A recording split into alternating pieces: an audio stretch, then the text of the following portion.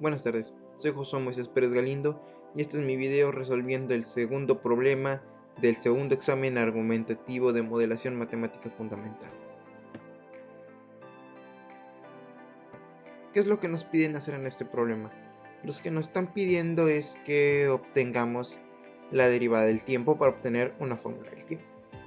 Si bien el problema termina en una fórmula que es la derivada del tiempo es igual a bx entre x, bueno, consideré que esta no es la fórmula más eficiente para resolverlo, ya que justo la fórmula anterior que nos da sería la fórmula de velocidad en base a x por la derivada del tiempo es igual a la derivada de x. Y esta fórmula se podría convertir en que la derivada del tiempo es igual a la derivada de x entre la fórmula de la velocidad en base a x. Bueno, estos son revoltijos, pero por suerte aquí tenemos las fórmulas para apoyarnos y entenderlo. Y bueno, como sabemos, la velocidad en base a x es igual a la constante por la raíz de L al cuadrado menos x al cuadrado. Y como sabemos que tiempo es la derivada del tiempo, la derivada de esto último antes mencionado será igual al tiempo. Bueno, como k es una constante, nuestro primer paso sería sacarla de la integral como 1 entre k.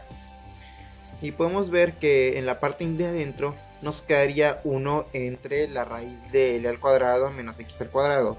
¿Esto a qué nos suena? Bueno, claramente este problema es un problema de sustitución trigonométrica por la fórmula que tiene, que en este caso sería raíz cuadrada de a al cuadrado menos x al cuadrado. ¿Y esto qué nos dice? Bueno, como sabemos que en esto, al reemplazar los valores en un triángulo, a sería nuestra hipotenusa y x uno los cateto, y raíz de a al cuadrado menos x al cuadrado el otro cateto. Con esto podemos obtener varios valores que ya están predefinidos con esta ecuación. Por ejemplo, x al ser el cateto opuesto sería igual al coseno del ángulo por a, lo que es lo mismo al coseno del ángulo, al seno del ángulo por l. Y como sabemos, la derivada del seno es igual a al coseno, por lo que pues la derivada de x sería igual a l por el coseno del ángulo por la derivada del ángulo. Y por último, pues la raíz que tenemos sería igual a L por el coseno del ángulo. También despejando el ángulo en la fórmula de x igual a L por coseno de 0, podemos obtener que el arco de seno es igual a x entre L. Como podemos ver aquí, pues esto es obviamente porque primero se pasa la L dividiendo y luego tendríamos que pasar la opuesta del seno, que sería el arco del seno. Y ya con esto podríamos reemplazar los valores en la fórmula. ¿Qué nos quedaría? Bueno, 1 entre L por coseno del ángulo, que se multiplica por L por coseno del ángulo por derivada del ángulo.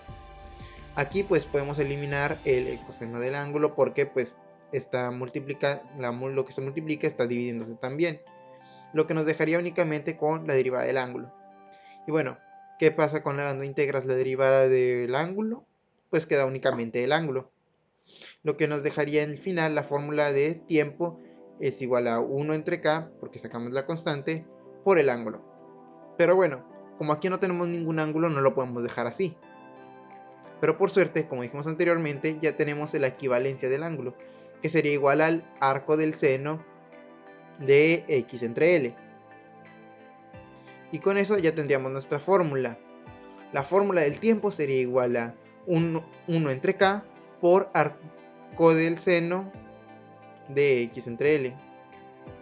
Cabe aclarar que como cuando el tiempo es igual a 0, x también es igual a 0, bueno, en este caso sería al revés, entonces la c se puede despreciar, ya que cuando x es igual a 0, toda la ecuación de ese lado se vuelve 0, lo que daría igual al tiempo, y si la c tuviera cualquier valor, no se cumpliría la igualdad.